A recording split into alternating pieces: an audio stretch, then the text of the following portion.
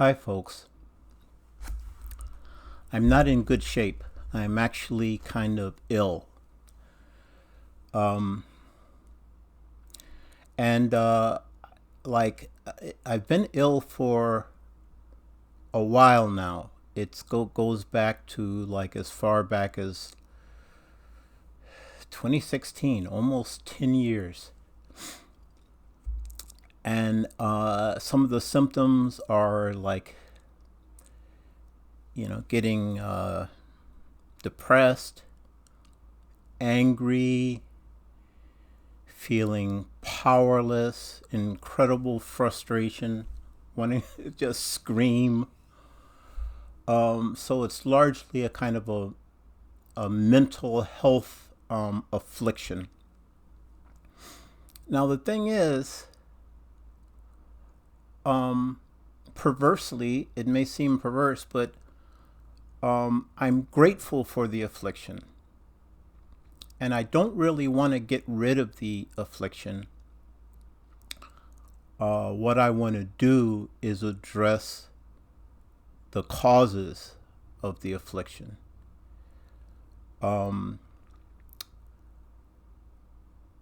Now, let me dig down into that a little bit.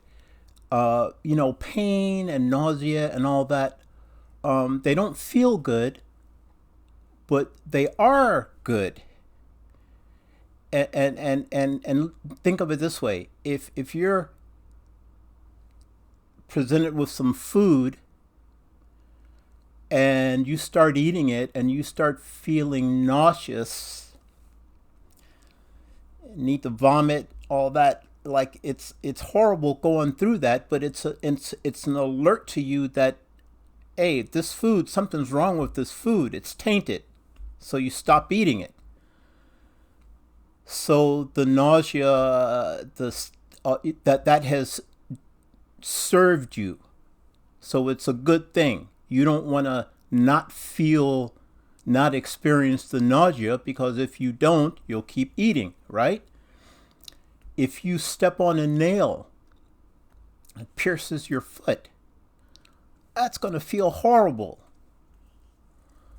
But thank God it feels horrible, right? Because if it didn't,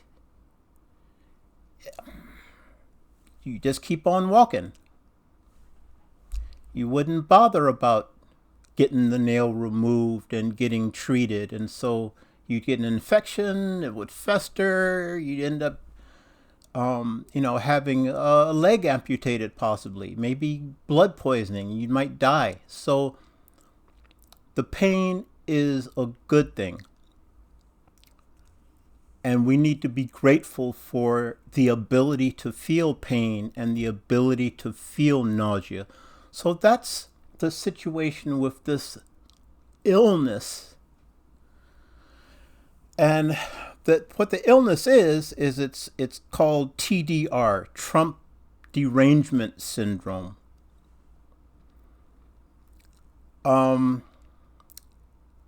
Just about every day, I see something and hear something from the President of the United States that makes me ill.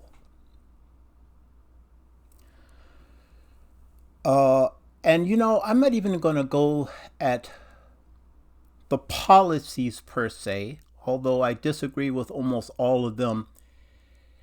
It's just the way the man is.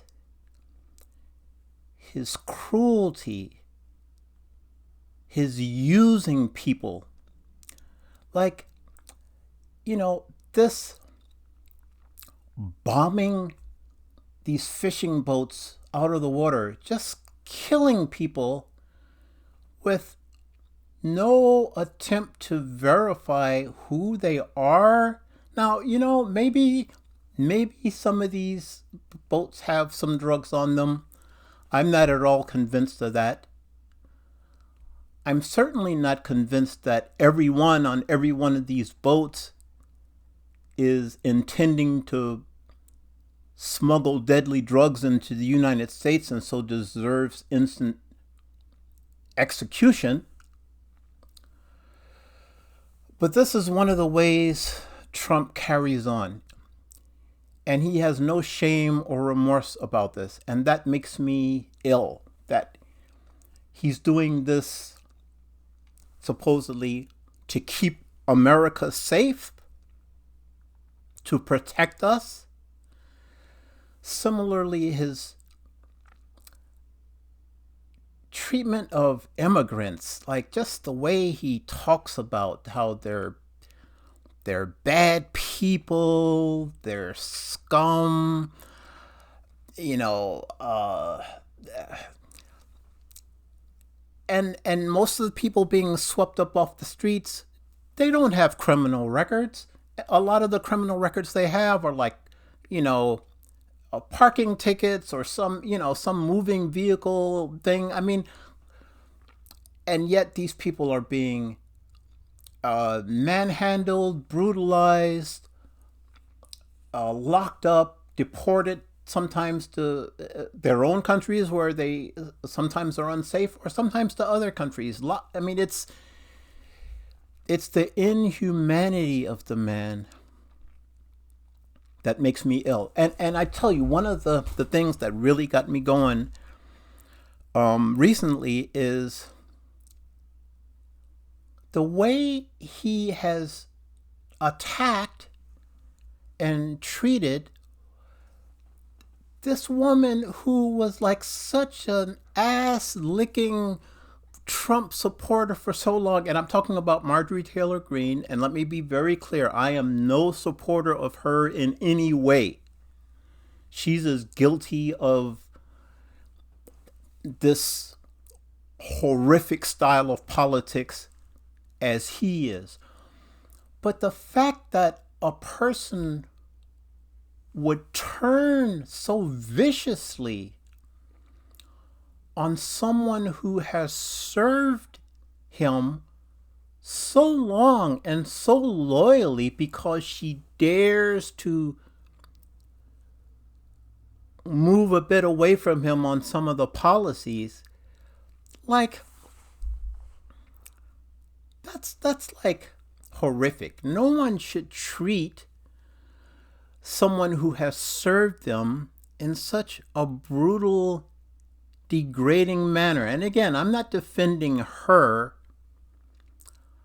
I'm talking about how the actions of this man who calls ourselves, who we have made president of the United States, how horribly he represents us and how horribly he behaves supposedly for our benefit. This little piggy thing, you know, this bullying, the way this reporter who challenged the Saudi prince, asking about the murder of the journalist, and Trump just, you're a bad person. Like,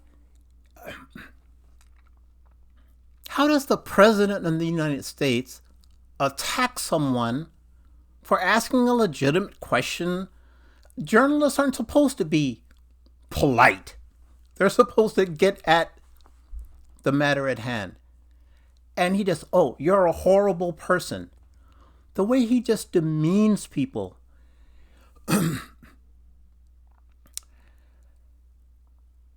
I think that Trump is like, he's a nasty piece of work. And I find it revolting that he in any way represents me. And so I'm grateful for my Trump derangement syndrome, because if I didn't feel this revulsion, I might just be accepting, oh, yeah, well, he's my president. Sure, he can act like that. I have no problem with that. I have no problem with his constant lies, with his breaking of the law, with his attempt to break the Constitution and to represent, his attempt to own the office that he hadn't earned. in 2020,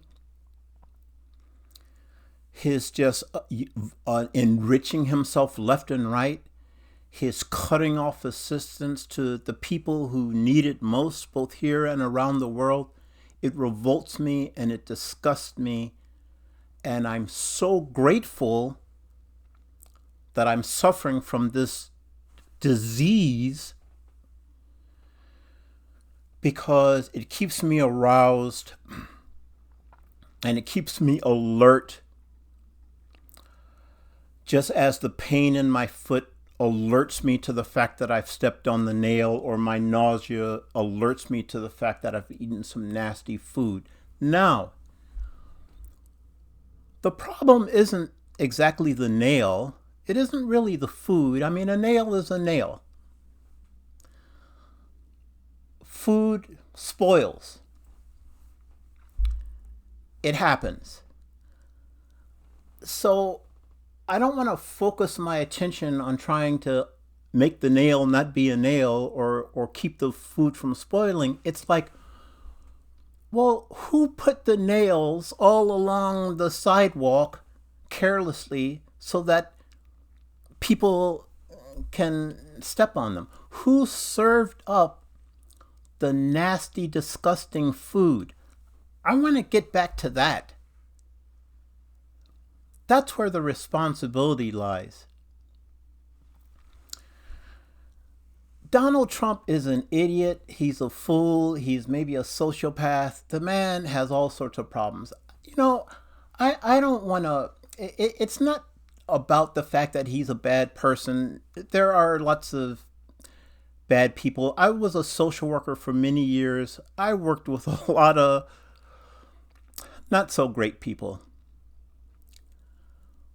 But I was willing to care about them and serve them, and did so with pleasure, because, first of all, they were not in a position of being able to hurt mass numbers of other people. Most of them recognized on some level, almost all of them, like, they recognized that they're cruel, or that their addictive behavior has gotten them to do horrible things, including to themselves, and they want help, and most of them are ultimately open to accept help. I don't know if that's possible for Trump, because so many people are out there telling him he's God sent, that he's some sort of savior. So I don't know how it's possible to overcome your delusion when so many people are kissing your ass and telling you how wonderful you are. So my question goes to, are you experiencing Trump Derangement Syndrome? And if you aren't, why not? That's what I want to know. All of you out there who support this man, why aren't you revolted? Why aren't you nauseated? Why are you willing to support him in office? Why did you vote for him? How can you stand by that? You are the problem. Trump is a symptom. You are the problem. We are the problem. We need to look at how far will we go to try to get what we want. And if we're willing to inflict an immoral sociopath like Trump on the world in order to bring down the price of a loaf of bread, there is something really wrong with us. That's where the problem lies. You should be experiencing Trump Derangement Syndrome, and you should be so grateful that you are able to suffer that affliction.